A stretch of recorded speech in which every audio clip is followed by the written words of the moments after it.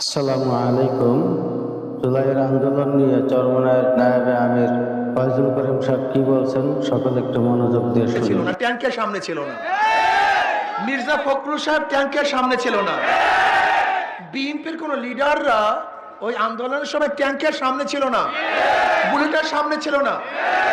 এমনকি আমি প্রশ্ন করতে চাই, জামাতের অনেক ভাইরা তো সামনে আসতে পারে না কৌশলের কারণে, এটা ভিন্ন কথা, আসে নাই।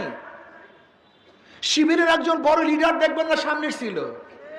আমাকে অন্য কোন বড় বড় লিডার থেকে দেখবেন না যাদেরকে মানুষ চিনে, একদম তারা ঠিক রাস্তায় কথা। মিছিল দিয়েছে, স্লোগান দিয়েছে। একদম ঠিক কথা। দেখাতে পারবেন না আমাকে জাতীয় কোন লিডার ইসলামী আন্দোলনের বাহিরে জুলাই আগস্টের বিপ্লবে রাস্তায় ছিল, দেখাতে পারবেন না। রাস্তায় ছিলাম আমরা, বুলেটের সামনে ছিলাম আমরা, ট্যাঙ্কের সামনে ছিলাম আমরা।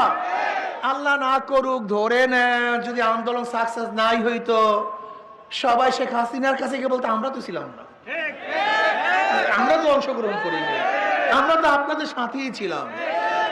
যারা ৩-৪ তারিখও শেখ হাসিনা লোকের সাথে মিটিং করেছে, আজকে তারা জুলাইয়ের বক্তা হয়ে গেছে, যোদ্ধা হয়ে গেছে। ধরে না যদি আন্দোলন সাকসেস না হতাম, তাহলে আমার অবস্থাটা কি হতো, আমাদের অবস্থাটা কি হতো? আন্দোলন করেছে মানুষকে মুক্তি দেওয়ার জন্য, বৈষম্য দূর করার জন্য, চাঁদাবাজি করার জন্য না। তারেক সাহেব যুদ্ধের সামনে ছিল না, ট্যাঙ্কের না, ছিল না। এটাই হচ্ছে বাস্তব কথা।